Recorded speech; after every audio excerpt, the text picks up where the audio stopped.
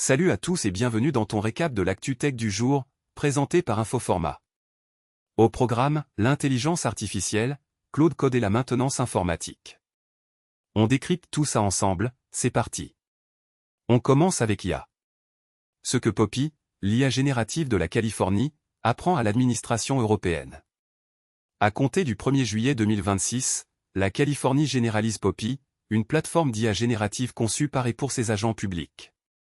La mise en œuvre met l'accent sur l'absence de fuite de données et l'indépendance vis-à-vis d'un fournisseur unique, un modèle opérationnel dont les administrations françaises et européennes peuvent tirer des enseignements concrets. Pourquoi la rumeur d'un cloud Meta fait plonger les nez au clou? Bloomberg affirme que Meta préparerait une offre cloud pour vendre sa capacité de calcul IA excédentaire. Meta n'a pas commenté et l'action a bondi de 8,8%.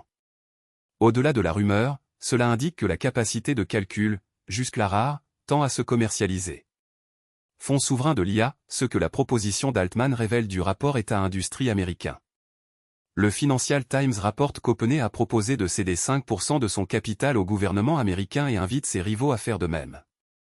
Cette proposition esquisse l'idée d'un fonds souverain de l'IA et met en lumière une conception du lien État-industrie différente de la voie européenne, pertinente pour la gouvernance des technologies critiques. On enchaîne avec Claude Code. IA, Claude Code espionnait ses utilisateurs chinois. Anthropic prit la main dans le sac, journal du coin.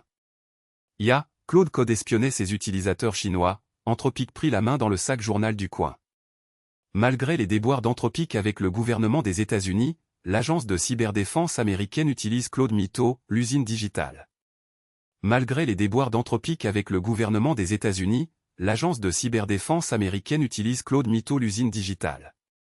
Elon Musk avoue, Claude humilie Grok, mais il le force chez Tesla quand même. Le cri du troll.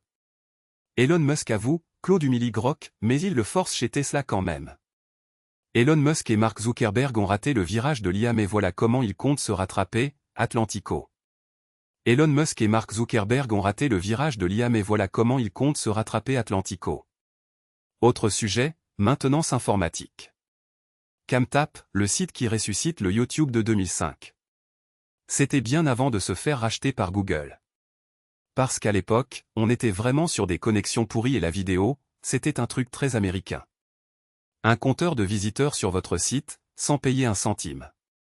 Il s'agit du nombre de personnes passées sur le site durant la dernière heure. Jusqu'à maintenant.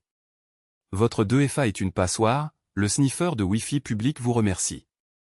Article en partenariat avec Surfshark. Les attaques Adversary in the Middle, ETM, représentent l'évolution sophistiquée des classiques attaques Man in the Middle.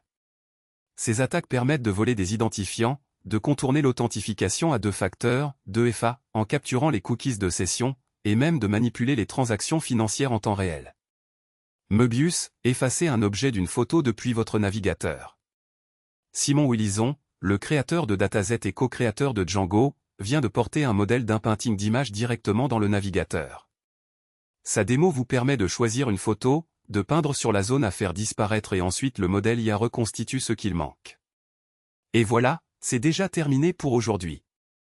Si ce récap t'a plu, pense à t'abonner à la chaîne Infoformat pour ne rien rater de l'actu tech. On se retrouve très vite pour un nouvel épisode. À bientôt.